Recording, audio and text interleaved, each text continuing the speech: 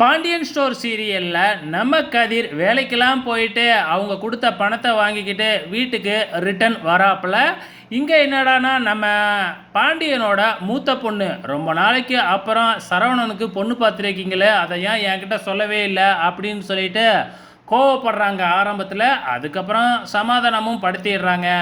So அதுக்கப்புறம் அவங்கள காமிக்கல. இப்போ என்ன நடக்குது, நம்ம கதிர் பணத்தோட வீட்டுக்கு என்ட்ரி கொடுக்குறாரு. என்ட்ரி கொடுத்தது மட்டும் இல்லாமல் நைட்டு ஃபுல்லாகவே டிரைவராக வேலைக்கு போயிட்டு வந்ததுனால போயிட்டு பெட்டில் படுத்து தூங்கிடுறாப்புல.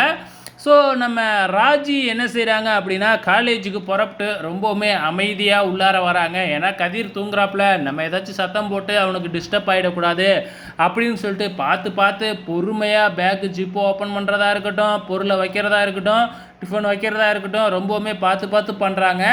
கடைசியாக பேக் எடுத்துக்கிட்டு கிளம்பலாம் அப்படிங்க போகும்போது தெரியாதனமாக டம்ளரை தட்டி விட்டுடுறாங்க. டம்ளர் கீழே விழுந்து சத்தம் கேட்ட உடனே நம்ம கதிர் எழுந்துச்சுக்கிறாப்புல. ஐயோ திட்ட போகிறானே அப்படின்னு நினச்சிக்கிட்டு இருக்கும் பொழுது அமைதியாக ஏந்திரிச்சு உட்கார்ற கதிர் பார்த்திங்கன்னா தான் பையில் இருக்கிற பணத்தை எடுத்து டேபிளில் வச்சு இந்த பணத்தை எடுத்துக்க அப்படிங்கிற மாதிரி சொல்கிறாங்க. இதுக்கப்புறம் உனக்கு என்ன தேவையாக இருந்தாலும் என்கிட்ட மட்டும் கேளு, தேவையில்லாமல் எங்கள் அம்மா கிட்ட அப்பா கிட்டலாம் கேட்டுக்கிட்டு இருக்காத அப்படின்னு நம்ம கதிர் சொல்கிறாங்க. ஸோ நம்ம கதிர் சொல்ல சொல்ல நம்ம ராஜிக்கு அவ்வளோ சந்தோஷமாக இருக்குது. நமக்காக நம்ம வீட்டுக்காரர் கதிர் பணம்லாம் கொடுக்குறானே அப்படின்னு சொல்லிட்டு நம்ம ராஜி மனசுக்குள்ளே பார்த்திங்கன்னா பயங்கர சந்தோஷம். இருந்தாலும் பார்த்திங்கன்னா அதை வெளியில் காட்டிக்க மாட்டாங்க.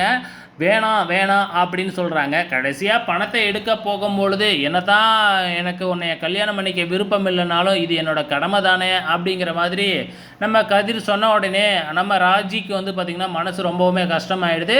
இல்லை எனக்கு பணம் வேணாம் அப்படின்னு சொல்லிட்டு அங்கேருந்து கிளம்பிடுறாங்க. ஸோ அப்போ நடந்து போகும்போது நாய் குலைக்குது. நாய் குலைக்கிறத பார்த்த உடனே ராஜி அடித்து பிடிச்சிக்கிட்டு வீட்டுக்கு ரிட்டர்ன் ஆகுறாங்க.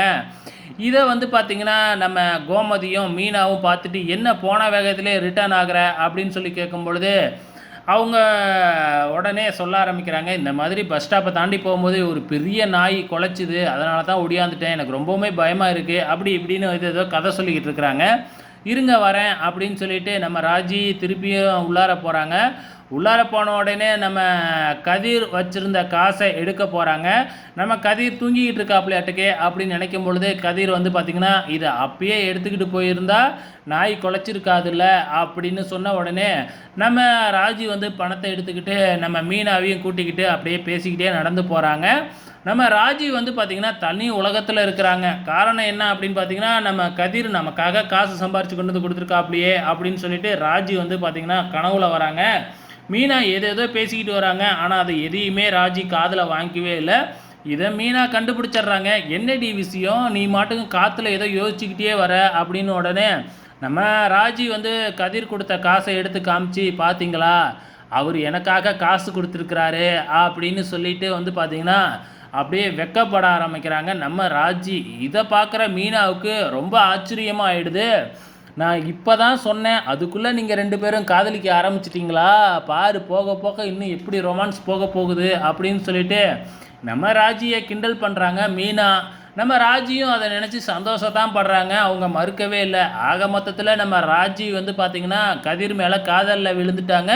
வெயிட் பண்ணி பாருங்கள் போக போக என்ன நடக்க போகுதுன்னு.